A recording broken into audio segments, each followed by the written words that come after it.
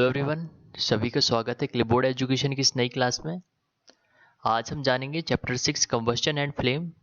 So let's start. सबसे पहले कुछ डिफिकल्ट वर्ड्स जान लेते हैं। फ्लिकर ऑफ, जलकर बुझ जाना, जैसे कैंडल की जो फ्लेम होती है जलते जलते बुझ जाती है, एक्सटिंग्विश हो जाती है। डाउज होता है पानी से किसी आग को बुझाना, जैसे कि आप पिक्चर में देख पा रहे हो। फ्लिकर ऑफ होता है कैंडल का बुझ जाना, और डाउज होता है कि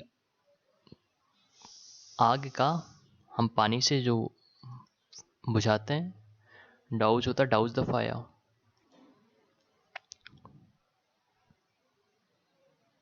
आगे बढ़ते हैं, जानते हैं कुछ नई चीजें। पेज नंबर 1 पे हम जानेंगे, पेज नंबर 1 पे कुछ इंपॉर्टेंट कंसेप्ट्स के बारे में। जैसे हमारी बॉडी के लिए जो फ्यूल होता है, जो हमारे शरीर का ईंधन है, वह हमारा भोजन है। उसी प्रकार जितनी भी कंबस्टन प्रोसेस होती है, जितनी भी दहन की क्रियाएं होती हैं, उसमें कुछ ना कुछ फ्यूल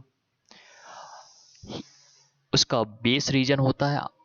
एक प्राइमरी कंडीशन होती है कंबस्शन की कि फ्यूल की उपलब्धि। तो कंबस्शन के लिए फ्यूल क्या होता है वो जानेंगे। A chemical process in which a substance react with oxygen to give off heat is called combustion। एक ऐसी रासायनिक अभिक्रिया जिसमें कोई पदार्थ ऑक्सीजन से क्रिया करके ऊष्मा हमें प्रदान करे, कंबस्शन दहन होता है। मतलब कोई पदार्थ ऑक्सीजन से क्रिया करके ऊष्मा प्रदान करे, कंबस्शन होता है। दूसरा क्या है? दूसरा पॉइंट है the substance that undergoes combustion is said to be combustible. और जो पदार्थ दहन करता है, जो इस प्रोसेस से, कंबस्टन के प्रोसेस से जो पदार्थ गुजरता है, उसको कंबस्टिबल या दहनशील कहा जाता है। It is also called a fuel, और इसको एक ईंधन भी कहते हैं। जिस प्रकार हमारी बॉडी के लिए जो ईंधन क्या होता है, भोजन होता है, उसी प्रकार जितनी भी कंबस्टन प्रोसेस होती हैं उनमें कुछ ना कुछ एक आवश्यक एक बेस रीजन चाहिए, एक पुख्ता कारण चाहिए होता है दहन के लिए, और वो कारण है ईंधन। तो ईंधन किसको कहते हैं? जो दहनशील हो। द फ्यूल में बी सॉलिड, लिक्विड और गैस। क्या ईंधन केवल पेट्रोल हो सकता है, डीजल हो सकता है? क्या ईंधन केवल जो सॉलिड कोयला है वही हो सकता है? क्या ईंधन केवल जितनी भी इनफ्लेमेबल गैसेस हैं वही हैं? तो तीनों ही ईंधन की कैटेगरी में आती हैं। आगे बढ़ते हैं। और एक होता है इग्निशन टेम्परेचर, दहन का तापमान। अरे वह कम से कम temperature, the minimum temperature at which the substance catches fire. छोटे से छोटे टेम्परेचर जिसमें कोई पदार्थ आग पकड़ ले, इग्निशन टेम्परेचर होता है। कुछ कहानी जानते हैं?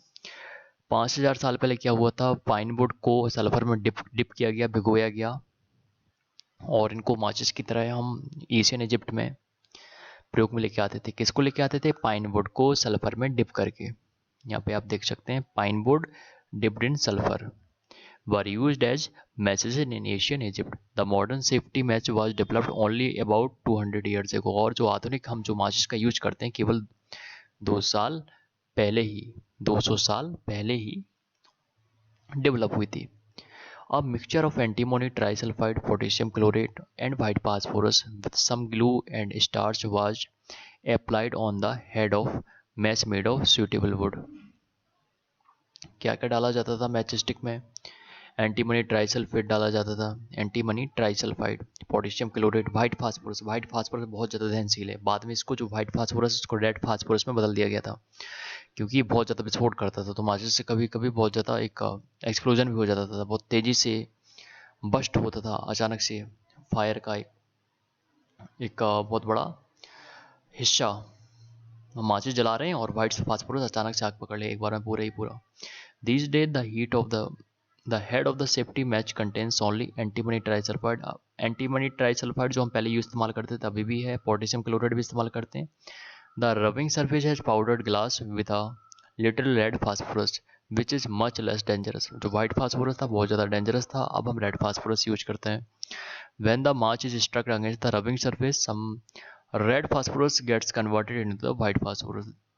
This immediately reacts with the potassium chlorate in the matchstick head to produce enough heat to ignite antimony trisulfide to start the combustion। होता क्या कि सबसे पहले तीन चीज़ें होती है matchstick में, antimony trisulphide, potassium chlorate, white phosphorus. White phosphorus तो अब नहीं होता है, तो रेड फास्फोरस इस्तेमाल होता है। जैसे ही रेड फास्फोरस जो खुरदरी सतह होती है, रफ सरफेस होती है जिसमें कांच के टुकड़े होते हैं, उसमें उसको चिपका के लगाया जाता है रेड फास्फोरस को माचिस के ऊपर, सरफेस के ऊपर। होता क्या है कि जब हम माचिस की जो तीली को सरफेस से रगड़ते हैं तो जो रेड फास्फोरस है वाइट फास्फोरस में कन्वर्ट होता है।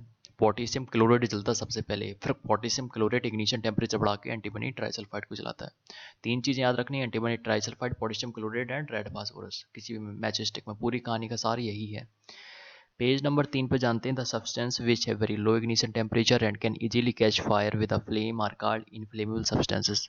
वो सारे पदार्थ जिनका ज्वलन तापमान बहुत ही कम होता है उनको ज्वलनशील पदार्थ कहा जाता है। क्या क्या है ज्वलनशील पदार्थ? Petrol, alcohol, LPG. The requirement for fire, आग लगने के लिए क्या क्या चाहिए? आग हमें जंगल में लगाना है तो जंगल में गए हम कैंपिंग करने के लिए, सबसे पहले फ्यूल चाहिए आपको, लकड़ी ढूंढ लो आप कुछ, आपको एयर तो मिल जाएगी आसानी से।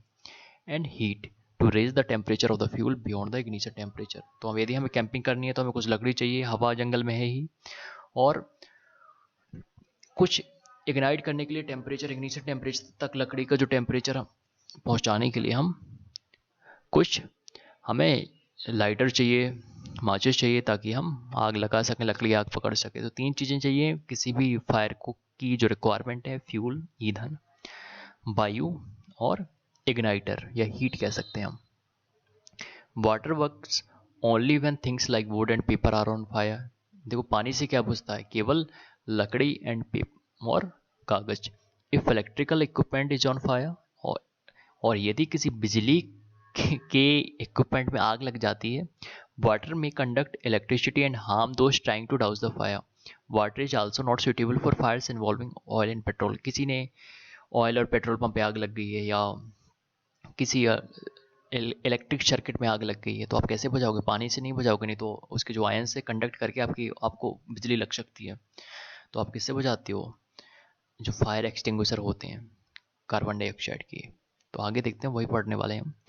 वे to get CO2 is to release a lot of dry powder of chemicals like sodium bicarbonate और potassium bicarbonate। पेट्रोल पंप पे आपने देखे होंगे, होटल्स में फायर एक्सटिंग्विशर के बॉक्स टंगे होते हैं रेड रेड कलर के। उसमें होता क्या, उसमें CO2 होती है। और CO2 कैसे हम निकालते हैं? जैसे हम उनको खोलते हैं ना, बहुत तेजी से वाइट पाउडर निकलता है, सोडियम बाइकार्बोनेट होता है या potassium bicarbonate. For fire involving electrical equipments and inflammable materials like petrol, carbon dioxide is the best extinguisher। यदि हमें आग को बुझाना है तो आप CO2 की सप्लाई काट दो और CO2 से काटो, CO2 को इतना मात्रा बढ़ा दो, तो जब हम जो हमारे अग्निशामक सिलेंडर होते हैं उसमें होता क्या है, CO2 होती है। CO2 किस फॉर्म में होती है? सोडियम बाइकार्बोनेट और पोटेशियम बाइकार्बोनेट की पाउडर फॉर्म में। जैसे हम इनको स्प्रिंकल करते हैं तो इसमें CO2 की मात्रा इतनी ज़्यादा होती है कि बाइकार्बोनेट है तो CO2 से मिलकर तो बना ही है कि ऑक्सीजन की सप्लाई कट जाती है। और यदि किसी बिजली के खंभे, पेट्रोल पंप में आग लगी है तो पानी से तो बुझने नहीं वाली वो, उल्टा हमें हार्म कर सकती है। तो हम किससे बुझाएंगे? हम बुझाएंगे एक्सटिंग्विशर से। कौन से एक्सटिंग्विशर? CO2 एक्सटिंग्विशर से। कंबस्शन होते हैं क्या है? दहन कितने होते हैं? दहन है क्या? अभी हमने पढ़ा, दहन है कि किसी भी फ्यूल का जलना ही दहन है, जिससे हीट और आपको लाइट मिले, दहन होता है। किसी भी पदार्थ का जलना दहन है, इतना याद रखना है हमें। दो प्रकार के दहन होते हैं, एक तो रैपिड कंबस्शन और दूसरा है स्पॉन्टेनियस कंबस्शन। रैपिड कंबस्शन में क्या होता है कि बहुत तेज़ी से हीट और लाइट निकलती है, रैपिड कंबस्शन होता है। और स्पॉन्टेनियस कंबस्शन में तो इसमें हल्का सा धमाका होता है, द टाइड एक्सप्लोजन होता है। The type of combustion in which a material suddenly bast into flames without the application of any apparent cause is called the spontaneous combustion. Spontaneous combustion पहला कौन सा था combustion? Rapid combustion. Rapid combustion में heat और light emit होगी, और spontaneous combustion में अब material suddenly bast into flames, जो पदार्थ है, जो भी फ्यूल है, अचानक से लपटने पकड़ लेगा, बस्ट हो जाएगा। तो spontaneous combustion of coal dust has resulted in many disasters fire in the coal mines. और जो कोल्स माइन में आग लगती है, आप देखोगे कि कोयले की खानों में कभी कभी आग लग जाती है, होता क्या है, यही होता है वहाँ पे, स्पॉन्टेनियस कंबस्शन हो जाता है। वहाँ ईंधन क्या है, ईंधन बहुत सी गैसें का स्राव होता है। कोल माइंस में बहुत सी गैसेस लीक करती रहती हैं, कोयला तो है ही वहाँ पे, तो हल्का सा यदि इग्निशन टेम्परेचर, किसी ने लाइटर जलाया, माचिस जलाई, तो वहाँ पे जो भी इनफ्लेमेबल गैसेस हैं वो आग पकड़ लेती हैं और बहुत से स्पॉन्टेनियस कंबस्शन हो जाता है, अचानक से बहुत तेज़ी से पूरा जो फ्यूल है आग पकड़ लेता है। इसको कहते हैं स्पॉन्टेनियस कंबस्शन। आपने लाइटर सुलगाया और पूरी कोयले की खान में आग की लपटें। आगे जानते हैं, the non luminous zone of a flame is the hottest part. यदि कोई लौ है, लाइटर की लौ है, मोमबत्ती की लौ है, उसमें जो एक लाइटर की लौ का वह भाग जो नॉन ल्यूमिनस है, जो चमकदार नहीं है, वही सबसे ज़्यादा हॉटेस्ट होता है। एग्जाम्पल में देखेंगे, जैसे यहाँ पे जो सबसे ऊपर वाला पार्ट है लौ के चारों ओर का नॉन ल्यूमिनस, ये हॉटेस्ट पार्ट होता है। ये जो बीच वाला भाग है मॉडरेट हॉट होता है, और जो नीचे वाला भाग है लेटेस्ट और वो लीस्ट हॉट होता है, कम से कम, सबसे कम गर्म होता है। ये वैक्स कैंडल है। Innermost zone unburnt wax vapours. Innermost जो जोन है उसमें वैक्स की कुछ वेपर्स होती हैं जो मोम पिघल रही है। Middle zone partially combustion yellow, और जो मिडिल जोन है उसमें थोड़ा सा कंबस्शन होता है। Outer zone of complete combustion blue, और जो आउटर जोन होता है कंप्लीट कंबस्शन, इतना बकवास याद नहीं रखनी है, सबसे इतना 3 चीज़ें याद रखनी है कि जो ऊपर वाला पार्ट है सबसे हॉट पार्ट होगा, जो बीच वाला है मॉडरेट हॉट होगा, और जो नीचे वाला है वो लीस्ट हॉट होगा। और जो non luminous part of a flame होता है वही हॉटेस्ट पार्ट होता है, मतलब जहाँ पे आग नहीं जल रही है, जहाँ पे तीव्र प्रकाश हो, उसमें नहीं, तीव्र प्रकाश नहीं हो रहा है, वही सबसे ज़्यादा हॉट होगा। जैसे किनारे के ऊपर, यहाँ पे किनारे के ऊपर सबसे ज़्यादा हॉट होगा, बीच में उतना हॉट नहीं होगा और नीचे तो बिल्कुल हॉट नहीं होगा। ऐसा नहीं बिल्कुल हॉट नहीं होगा, हॉट होगा in comparison to the upper and the middle part. आगे जानते हैं page number 6, the sources of heat energy for domestic and industrial purposes are mainly wood, charcoal, petrol, kerosene. These substances are called fuels. A good fuel is one which is readily available, cheap, burns easily in air at a moderate rate. It produces a large amount of heat. It does not leave behind any undesirable substance. जो domestic और industrial purposes में fuel क्या होता है, कुछ अभी तो जो फ्यूल है उसमें कुछ कुछ जगह पे वुड प्रयोग की जाती है, कुछ चारकोल प्रयोग की जाता है, पेट्रोल, केरोसिन, सारी चीज़ें आग जलाने के लिए प्रयोग में लेके आ जाते हैं। हाँ, ये जरूर बात है, अब तो इलेक्ट्रिसिटी का प्रयोग कर रहे हैं, जो भी ओवन से गर्म करने होते हैं, जो इलेक्ट्रिक भट्टियाँ होती हैं उनमें इलेक्ट्रिसिटी का प्रयोग कर रहे हैं, लेकिन फिर भी अभी कुछ फिजिकल फ्यूल हम जो यूज कर रहे हैं उसमें पेट्रोल, केरोसिन, वुड, चारकोल आता है। These substances are called fuels, और इन्हीं को ईंधन कहते हैं। पता है हमें, जो भी चीज़ जल जाए वो ईंधन है। A good fuel is one which is readily available. अच्छा ईंधन कौन है, जो आसानी से मिल पाए, ज़्यादा महंगा ना हो, अच्छी कैलोरीफिक वैल्यू दे। कैलोरीफिक वैल्यू होती है 1 किलोग्राम पदार्थ को जलाने पर जितनी ऊष्मा प्राप्त हो। अच्छे से जलना चाहिए, मॉडरेट रेट पे, ऐसा नहीं कि अचानक से पूरा जल जाए, धीमे धीमे जले, अच्छी आँच दे हमें, अच्छी हीट और अच्छी light they. It produces a large amount of heat, it does not leave behind any undesirable substance. तो कुछ बचना भी नहीं चाहिए आग जलाने के बाद, पता चले आग जलाई और बहुत ज़्यादा कूड़ा फैल गया। तो सस्ता, आसानी से उपलब्ध, प्रदूषण कम करने वाला और मॉडरेट रेट से जलने वाला। अब हम पढ़ रहे थे कैलोरीफिक वैल्यू क्या होती है। The amount of heat energy produced on complete combustion of 1 kg of a fuel is called the calorific value. किसी भी फ्यूल को 1 किलोग्राम मात्रा को जलाओ आप, जो भी उससे ऊष्मा प्राप्त हो, आपको हीट एनर्जी प्राप्त हो, उसको कैलोरीफिक वैल्यू कहते हैं। कि नाम मापते किसमें है, किलोजूल अपॉन केजी में। The calorific value of a fuel is expressed in a unit called kilojoule पर केजी। याद रखना है कैलोरीफिक वैल्यू, तो जो अच्छा ईंधन वही होगा, अच्छा फ्यूल वही होगा जिसकी कैलोरीफिक वैल्यू ज़्यादा हो और आसानी से उपलब्ध हो, महंगा ना हो, मॉडरेट रेट पे जले, प्रदूषण ना फैलाए।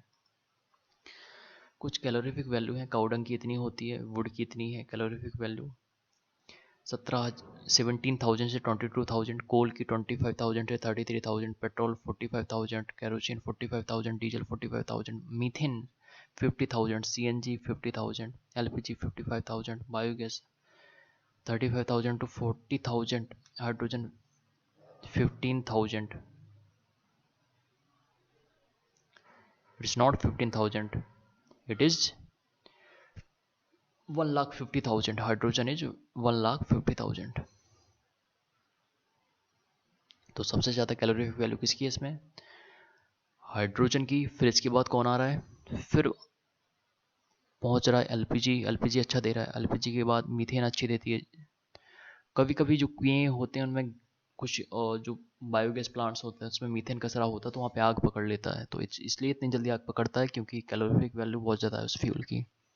तो सबसे ज़्यादा कैलोरीफिक वैल्यू हाइड्रोजन की है, इसके बाद मीथेन की, एलपीजी की, और 45 की रेंज में ही हमारे पेट्रोल केरोसिन आ जाते हैं। तो याद रखना है, ऊपर ऊपर मोटा मोटा याद रखेंगे हम। सेकंड लास्ट पेज है ग्लोबल वार्मिंग क्या होती है? पृथ्वी का तापमान बढ़ जाए, यही ग्लोबल वार्मिंग है। Global warming is the rise in the temperature of the atmosphere of the earth. This results among other things in the melting of polar glaciers, which leads to rise in the sea level, causing floods in the coastal areas. Low-lying coastal areas may even be permanently submerged in the underwater. Global warming में क्या होता है कि temperature बढ़ गया, glacier पिघले, सी level बढ़ गया, और किनारे के जो तटीय इलाके कोस्टल एरियाज हैं वहाँ पे बाढ़ आ जाती है। और जो जहाँ पे यदि ज़्यादा सी लेवल बढ़ जाता है तो किनारे के जो भी कोस्टल एरियाज हैं वो डूब जाते हैं। और इसमें एक और पॉइंट है, incomplete combustion of these fuels which carbon monoxide gives carbon monoxide. It has a very poisonous. It is a very poisonous gas. It is dangerous to one coal in a closed room. The carbon monoxide gas produced can kill person sleeping in that room. बहुत सी चीज़ें होती हैं जो जलती रहती हैं, अच्छे से नहीं जलती हैं। इनकम्प्लीट कंबस्टन होगा बहुत ज़्यादा हानिकारक है। Incomplete combustion is very dangerous for human beings because it can also kill them. If we burn a fuel that is that burns with incomplete combustion, it produces a very poisonous gas that is carbon monoxide. It can suffocate the man and it can be lethal or fatal to the human life. तो आपको incomplete combustion नहीं करना है और सावधान रहना है। Incomplete combustion किससे होगा? कुछ ऐसा कोई ईंधन चल रहा है, टायर जल रहे हैं, जो गाड़ियों के टायर हैं लोग जला देते हैं, घंटों पूरे दिन दिन भर चलते रहते हैं, तो उनको ऐसे नहीं जलना चाहिए। इनकम्प्लीट कंबस्शन होगा, बहुत ही हार्मफुल कार्बन मोनोऑक्साइड गैस निकलेगी। लास्ट पेज है, page number 9। Burning of coal and diesel releases sulphur dioxide. कोयले का जो पहले कोयले के जो इलेक्ट्रिक इंजन थे ना, स्टीम इंजन थे रेलवे में, उनमें कोयला जलता था तो उससे कौन सी गैस निकलती थी? SO2। और अभी डीजल भी जलता है ना, जो ट्रक हैं बसेस उसमें डीजल फ्यूल होता है उसके लिए, तो डीजल भी जब जलता है तब भी SO2 गैस निकलती। It is an extremely suffocating and corrosive gas. और आप समझ पा रहे हो कि जो ताजमहल का रंग है पीला पड़ रहा है, क्वेश्चन आप पूछा जाता है तो किसके कारण है वो? तो that is from the reason for paling of Taj Mahal is SO2 और NO2, नाइट्रोजन डाइऑक्साइड और सल्फर डाइऑक्साइड की जो गैसेस हैं जब वह अम्लीय वर्षा करती हैं वातावरण में जाके रेन के साथ, सल्फ्यूरिक अम्ल और नाइट्रिक अम्ल के रूप में, वह जो पानी, बारिश का पानी जब ताजमहल पर गिरता है तो उसका जो संगमरमर मार्बल है, वाइट मार्बल, वो पीला हो जा रहा है। तो SO2 निकलती है डीजल और कोल से। कम से कम यूज करना है, इलेक्ट्रिक व्हीकल्स का ज़्यादा से ज़्यादा यूज करें। More over petrol is an gift of gases oxide of nitrogen. और जो पेट्रोल की गाड़ियाँ होती हैं जो हमारी हम बाइक चला रहे हैं तो उससे नाइट्रोजन की गैसेस ऑक्साइड्स निकलते हैं। The oxide of sulphur and nitrogen dissolve in rain water and form acids. Such rain is called acid rain. It is very harmful for crops, building and soil. होता क्या है कि SO2 NO2 है वही वातावरण में, जब वातावरण में जो भी बारिश होती है प्रेसिपिटेट होके ह्यूमिडिटी हमें बारिश जब प्राप्त होती है तो SO2 NO2 सल्फ्यूरिक अम्ल और नाइट्रिक अम्ल के रूप में हमें एसिड रेन के रूप में प्राप्त होती है। It is very harmful for crops, building and soil. इससे मिट्टी खराब हो रही है, हमारी बिल्डिंगें खराब हो रही हैं, क्रॉप खराब हो रही है। तो इतना ही था चैप्टर 6 में। चैप्टर 7 जल्दी ही पढ़ेंगे। I hope you like the video. Thank you for watching. Please like, share and subscribe. जो भी डाउट हो कमेंट सेक्शन में, जो भी सेशन सुझाव, जो भी लेक्चर का शेड्यूल आपको आपके अनुसार चाहिए तो बताएं। सी यू अगेन नेक्स्ट टाइम।